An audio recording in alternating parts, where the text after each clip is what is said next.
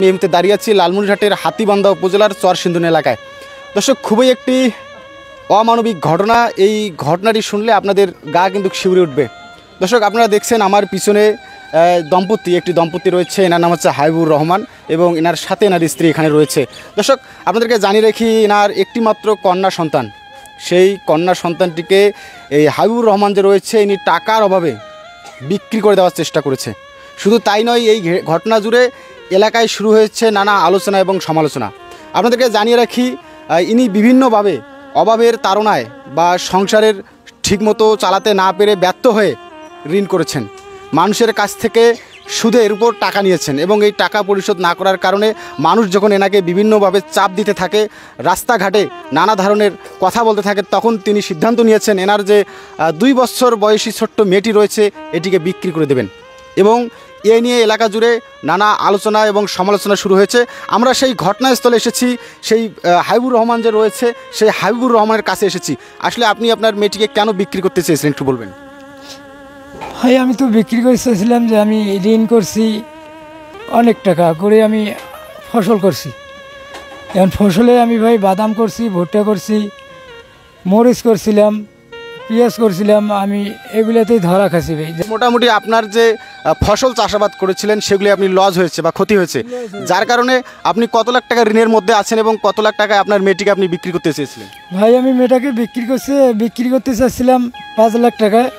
আমার পুরোপুরি 5 থেকে 6-7 লাখ এরকম ইন টোটাল আর কি হিসাব করে দেখা যায় আমার ঋণগ্রস্ত আমি।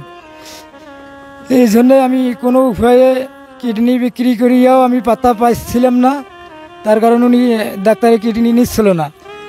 এই কারণে আমি চিন্তা ভাবনা করলাম এত টাকা তো আমি দিতে পারবো না, আর আমি যদি মারা যাই তা তো আমাদের ছেলে মেয়ে বা মা এগুলো তো কোথায় যাবে, কার কাছে যাবে, কোথায় খাবে, কি করবে। এই কারণে সব চিন্তা ভাবনা করে রাত্রে চিন্তা ভাবনা করিয়া আমি ডিসিশন নিলাম যে না, আমি আমার মেয়েটাকে বিক্রি দিয়ে দিই। এই কারণে ভাই আমি আমার মেয়েটাকে আমি বিক্রি করে দিতে চাচ্ছিলাম এবং দিছিলামও। টাকা নিয়েছিলাম এক ভাইয়ের কাছ থেকে 50,000। আমার বউ মেয়েটাকে না দেওয়ার কারণে টাকা 50,000 তারপরে দিনে আসছিল। উনি আসার পর আমার বউ, আপনার কত লাখ টাকা ঠিক হয়েছিল? ওনার সাথে আমার 5 লাখ টাকাই ঠিক হয়েছিল। তারপর উনি আসছিল, আমার বউ ওনাকে বাক্স টাকা ছিল, ওই টাকা আমার বউ ওনাকে দিয়ে দিছে। টাকা পাইতে গেলে উনি চলে গেছে। দর্শক, আপনারা যেমনটি শুনছিলেন, একটি হৃদয় বিদারক ঘটনা। আসলে আজকে মানবিকতা কোথায়? এই হাবিবুর রহমান যে রয়েছে তিনি বিভিন্নভাবে ক্ষতিগ্রস্ত হয়েছেন। অভাবের সংসার, 2 ছেলে এবং 1 মেয়ে, একটি মাত্র কন্যা সন্তান, একটি মাত্র রাজকন্যা। এই রাজকন্যাটিকে তিনি বিক্রি করার চেষ্টা করেছিলেন শুধুমাত্র অভাবের কারণে। দর্শক, আমাদের এখানে রয়েছে সেই অভাগা মা, যে মা নিজের বুকে আগলে রেখেছেন একমাত্র সেই কন্যা শিশুটিকে। হয়তোবা সেদিনেই হয়তোবা হারিয়ে ফেলতো তার একমাত্র সেই রাজকন্যাকে। বাবা বিক্রি করে দিয়েছিল টাকার অভাবে, কিন্তু এই মা সেই বাচ্চাটিকে আটকিয়েছিলেন কোলে কোলে করে বুকে টেনে নিয়ে। এবং এই মা, আপনারা সেই দৃশ্য দেখছেন যে এই মায়ের চোখের পানি। দর্শক, এই পানি কিন্তু বেথা যাবে না। আপনাদের অনুরোধ, আপনারা যারা যেখানে আছেন, যেভাবে রয়েছেন, এই হাবিবুর রহমান যে রয়েছে বা এনার যে পরিবারটি রয়েছে, এই পরিবারটির পাশে দাঁড়াবেন।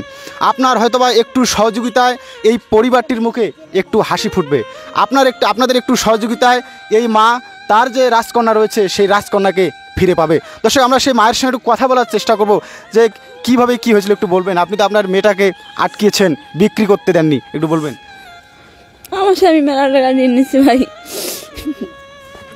টাকা নিয়ে আবাদ করছিল, সে আবার ধরা খাইছি। এখন মানুষ নানান বসে নানান চাপ দিবে ধরছে টাকার জন্যে।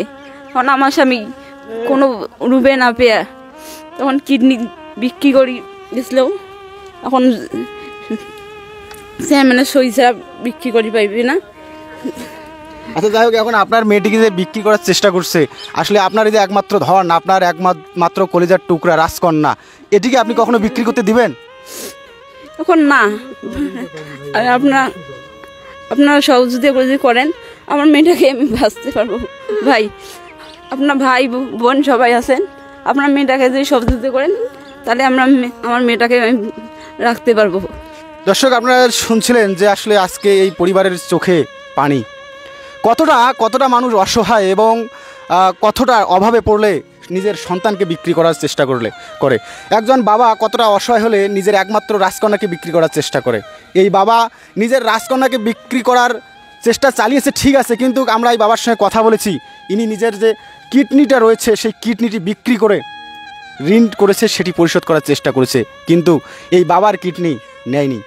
শেষমেশ উপায় না পেয়ে নিজের রাজকন্যা একমাত্র মেয়েটিকে বিক্রি করার চেষ্টা করেছে। দর্শক, আপনাদের কাছে অনুরোধ, আপনাদের একটু সহযোগিতায় এই পরিবারটির মুখে হাসি ফোটাতে পারে।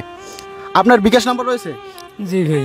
দর্শক, এনার বিকাশ নম্বরটি আমরা আমাদের যে মোবাইলের স্ক্রিন রয়েছে সেখানে দিয়ে দেব। আপনারা যারা যতটুকু পারেন এনাদের পাশে দাঁড়াবেন। আপনার একটু সহযোগিতায় একটি রাজকন্যা ফিরে পাবে তার বাবা মাকে, আপনার একটু সহযোগিতায় একজন বাবা মা ফিরে পাবে তার রাজকন্যাকে। পরিমল চন্দ্র বসুনিয়া, ই মিডিয়া, লালমনিরহাট।